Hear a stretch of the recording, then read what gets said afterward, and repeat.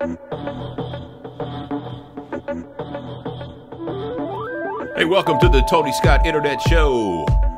What is going on, man? Lots to get to today. Where to start? Well, I guess we'll start with the grand jury in New York who decided that there would be no indictment of the New York City cop who used a banned chokehold to kill Eric Garner. Daniel Pantaleo is the cop. Apparently, he put Eric Garner in a chokehold that we all saw the video. We all heard Eric Garner say 11 times, "I cannot breathe, I can't breathe." And his body went limp. The medical examiner ruled it a homicide. Chokeholds are banned by New York Police Department guidelines. So how is it that this officer used something that was banned? The medical examiner says Eric Garner's death was a homicide. How do you not have an indictment? Police officers don't get indicted for killing men of color. It's just a fact. They don't get indicted much for killing people anyway. But for people of color, no. Hardly ever happens, you know? And now the officer who did the chokehold thing, he still has to face the police department, but they can't send him to jail. They can just take his job or demote him or whatever. He can't go to jail though.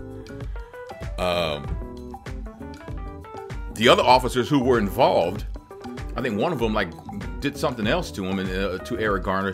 None of those were charged with anything as far as I know, which is kind of different, you know, because if you and I are riding in a car and, you know, we kill somebody, if I kill somebody in the car, if I kill somebody, if you and I are go somewhere to commit a crime, we both get charged for killing somebody if I'm the one who actually did the killing. We both get the same treatment. These officers, I'm not saying they all should have been charged with murder, but they should have been charged with some sort of negligence or something because they let this go on. The man said 11 times, "I can't breathe." That dude literally choked the life out of him. Now, Peter King is a congressman from New York State. And, of course, he's the son of a police officer, and he was on CNN with Wolf Blitzer, and he was saying that that's not what killed Eric Garner. Eric Garner died because he was overweight and had some medical issues.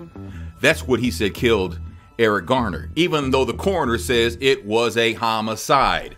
Now, I got to take points off to CNN because don't interview people who you know have a built-in bias. You know, you can't talk to Bob McCullough, St. Louis County prosecutor, about police-involved shootings. His father was killed in the line of duty. May he rest in peace. And it wouldn't be fair. You want to do fair both sides, but that's clearly a biased side. Get somebody whose father was not a cop. I'm sure you can find somebody whose father was not a cop who is who backs the grand jury in New York as far as indicting this police officer. But that is ridiculous. How is it that a man, according to the coroner, his death a homicide at the hands of New York City police, and the grand jury says, no, we're not going to indict.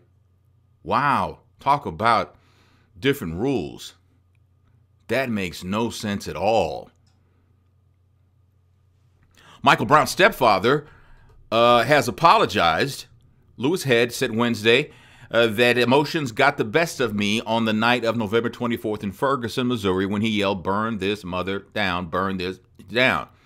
I was so angry and full of raw emotions as so many others were, and granted, I screamed out words that I shouldn't have screamed out in the heat of the moment.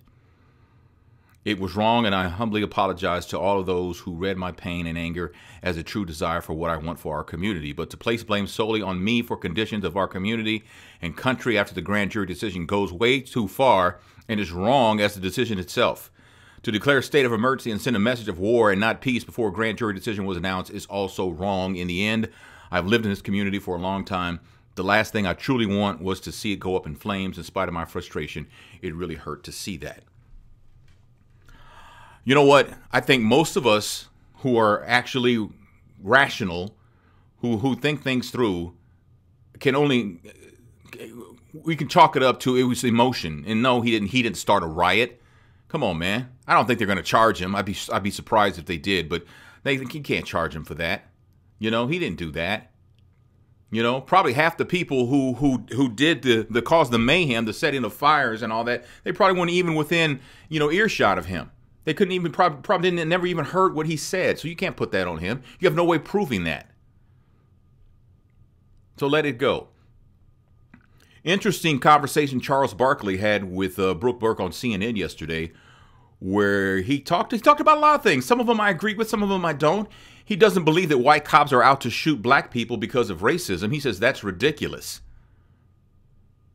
He says we never discuss race in this country until something bad happens. Now that I agree with. The first one, not so much. I don't agree with that. But that statement, we never discuss race in this country until something bad happens, I do agree with that. You know?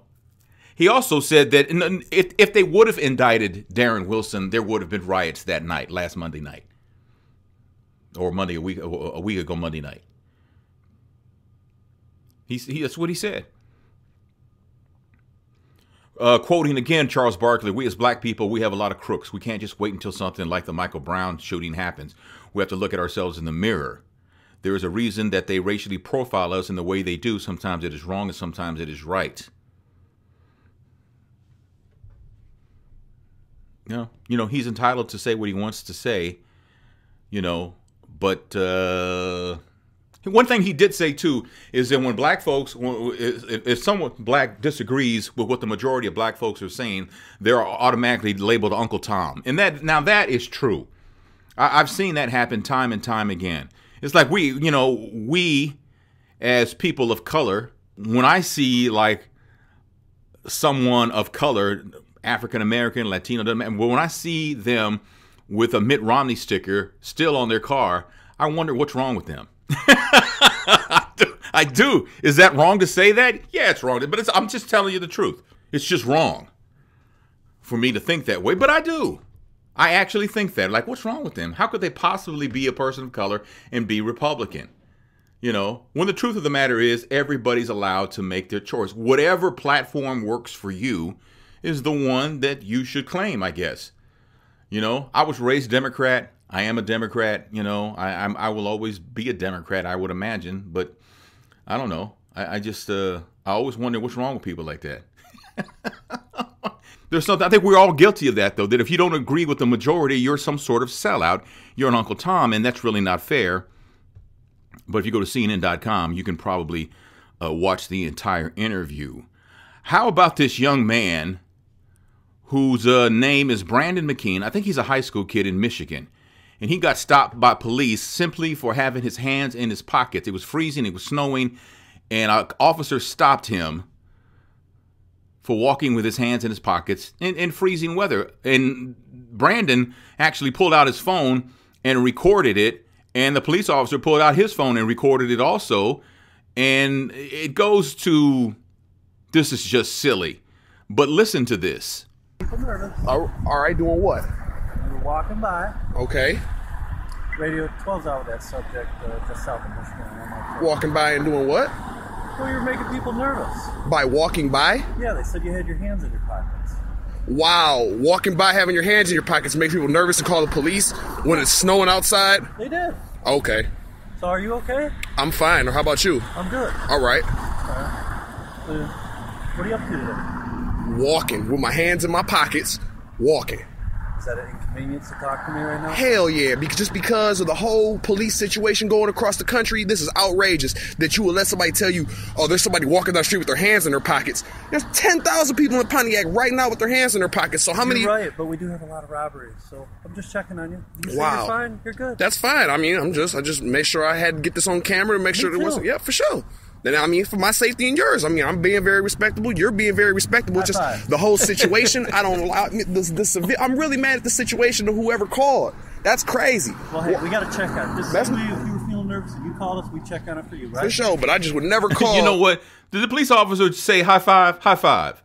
Did he actually say? He actually said that, didn't he? Because I guess he felt like this dude was not going to be a problem. This young man was not going to be a problem. So he said high five. What the hell? Now, I'm not a police officer. I've talked a lot to cops. I've never really actually talked to a police officer about this, but I would imagine that if someone calls in to 911 or whatever, and they say, hey, there's a dude walking down the street, for whatever it is, I'm assuming that because it's logged in and everything's recorded when you call 911, that the police department has to investigate every call that comes in. Maybe I'm wrong. I don't know. I would imagine that they do. And it kind of sounded to me like the police officer didn't really want to do that and kind of understood how ridiculous it was. And he was trying to make the best of the situation. And he probably agreed that this was stupid. This was stupid. This guy was probably, he wasn't even mad. He wasn't even upset until I stopped him. And then he got a little ticked off, but it was all good. But I mean, really? Somebody, a black guy's walking down the street with hands in his pockets and you got to call it in. That is ridiculous. That makes no sense at all. This is where we are in this country, y'all. Come on, man. Wow. Hey, thoughts and prayers going out to Kelly Rowland. Her mom, Doris Rowland Garrison, died on Tuesday in Atlanta. She had a heart attack on Monday. Days before her birthday, it was coming up this Saturday.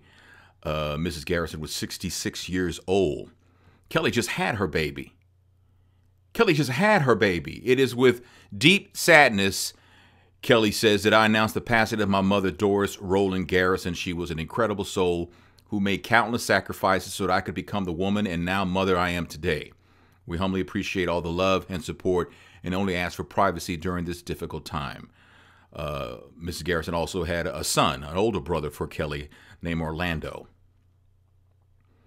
But, I mean, Kelly just had the baby boy, Titan Jewel, last month. And mom's gone. That's got to be tough. Got to be tough. Thoughts and prayers. Bill Cosby is thanking Whoopi Goldberg and Jill Scott for their support. I mean, Whoopi said last month on The View that maybe police might have believed the allegations or the hospital. Don't you do a kit when you say someone has raped you? I hope somebody gets to the bottom of this, but I'm going to reserve my judgment because I have a lot of questions. And as I said, it's crazy, but I have a lot of questions because I know we all have friends who have gone through this. You know, Jill Scott, she just was, Jill Scott got heated up on social media for defending Bill Cosby. Now, see, this is the bad side about, you know, the court of public opinion now is virtually instantaneous now with social media. And the court of public opinion is more brave and brazen than ever before because they can hide behind a username or Twitter handle that is not even their real name. You know, they can do stuff like that. But, you know, they came to Bill Cosby's defense. He tweeted to Whoopi Goldberg, "Thank you, Whoopi Goldberg. Thank you at Miss Jill Scott from the Cosby family." Also, Bill Cosby tweeted that to Jill Scott. So we'll have to wait and see. But there were women, what is it, up to like 18, maybe 19 women are saying now that Bill Cosby sexually assaulted them. You know, I guess the most high profile one is the quote unquote first supermodel, Janice Dickinson. And I'm sorry, I just don't believe, you know, I just don't believe her. I don't know why. I don't know why. And I feel bad. If she was a victim, I feel horrible. But she's just not believable to me. And I feel bad for saying that. But, you know, and she wants Bill Cosby to say, "Yes, I raped you, Janice Dickinson." And like that's going to happen. I don't know. We talked about this last week when Mary J. Blige said that she has a pact with her husband, Kendu, that they can't have any friends of the opposite sex.